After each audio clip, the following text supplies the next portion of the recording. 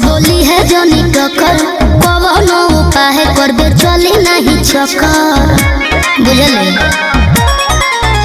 अरे हमारा जिला से बोली है जोनी टकर कवनो उपाय करबे चली नहीं चक्कर। हमार जिला से नजरिए के लफड़ा हो अरे लफड़ा हो लफड़ा। अरे ले है सुन ले सुनाओ। ए तोरा जिला के भतारा जिला छपरा ए जिला के भतारा जिला छपरा जिला के भतारा जिला छपरा। देखो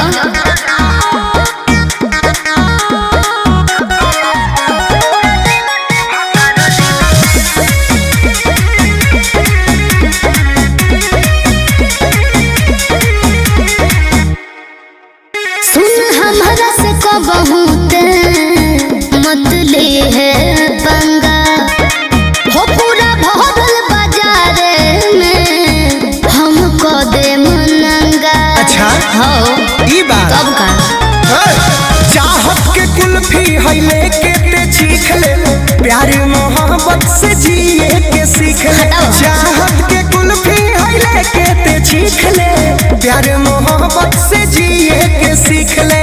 सुन सुनाई का करता रहा उहे करतानी जोनी टच कर नया हमर कपड़ा हो अरे कपड़ा हो ए हो कपड़ा हो। त तनी हमरो बात पर ध्यान द।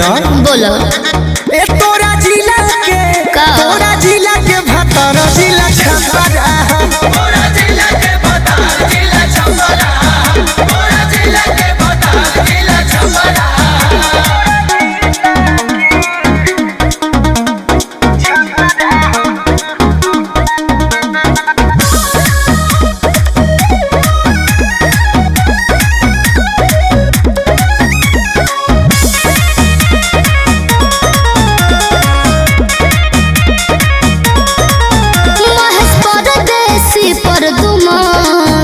आके हमारा जिला हो कबहू ना गाड़े पैबे ते प्यार के किला।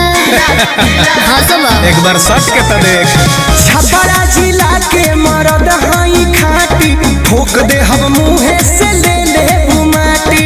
छपरा जिला के मरद हई खाटी ठोक दे हम मुंहे से ले ले माटी। अरे ढेर अंगार मत करो काहे ना करी। अच्छा हमार गाँव होई बुझो जनिया खड़ा हो अरे अखड़ा हो ए हो अखड़ा हो। काहे सुन ले सुनाओ।